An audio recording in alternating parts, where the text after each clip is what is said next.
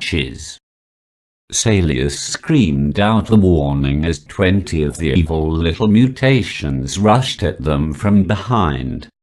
Lightning bolts shot down from the sky and hit a few of them, scorching them terribly, but it didn't stop their advance. James watched in horrified fascination as mounds of burning flesh fell from the beasts that continued to drag themselves unrelentingly toward their group.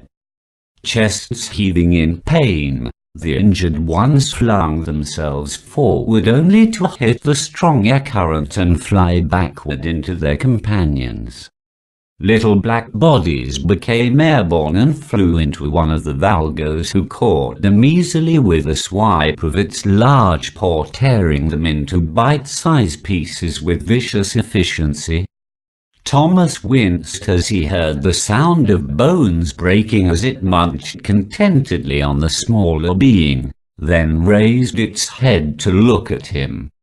Blue spittle flew from its mouth and pieces of black fur stuck to its teeth as he finished first one Ratch and started on the other. The second Valgo tore a piece of flesh from its counterpart's hand, shoving it ruthlessly to the ground while greedily shoving the morsel down his throat. This started a violent struggle in which each mutant tripped into the other, green blood splattering on the dusty ground, followed by tufts of grey fur. The crew watched in fascination as the two giants proceeded to destroy each other.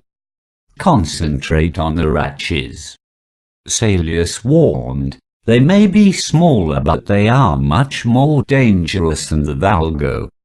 They kill with great efficiency and work together in large numbers." As he shrieked another warning, there was the thundering sound of many footsteps advancing all around them. The four travelers were startled to see that themselves surrounded by at least 100 Ratches, faces quivering as they sniffed the air and caught the scent of human flesh. Sarah kept the flow of air spinning around them, forcing the creatures back a bit more as she increased its speed.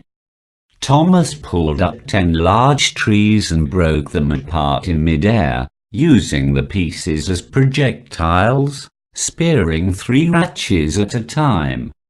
They fell to the ground like big shish kebabs, providing a temporary distraction as the advancing horde stopped to rip them to shreds and enjoy a hearty snack.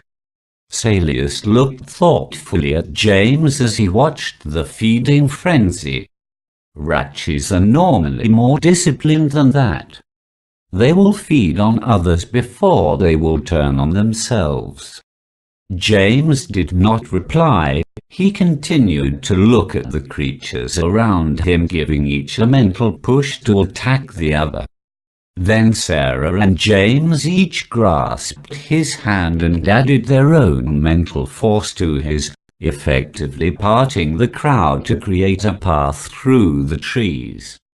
They walked through the carnage in a row of 3, with Salius walking closely behind them, a thoughtful expression on his weathered face.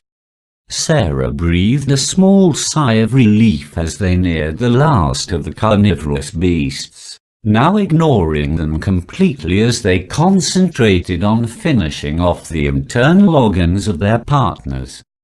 James looked over at his friends with a small smile of satisfaction when the last group of beasts was visible.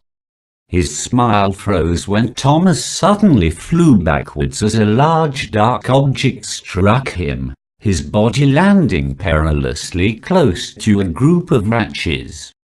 The beasts raised their goose-smeared faces from the midsection of their dinner/comrade and eyed Thomas with renewed interest. Sniffing curiously, they inched their way toward the fallen man, who was still struggling with the large misshapen bird that had struck him.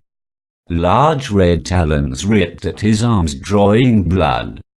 The Ratches caught the scent and they began to lick their lips and advance upon him.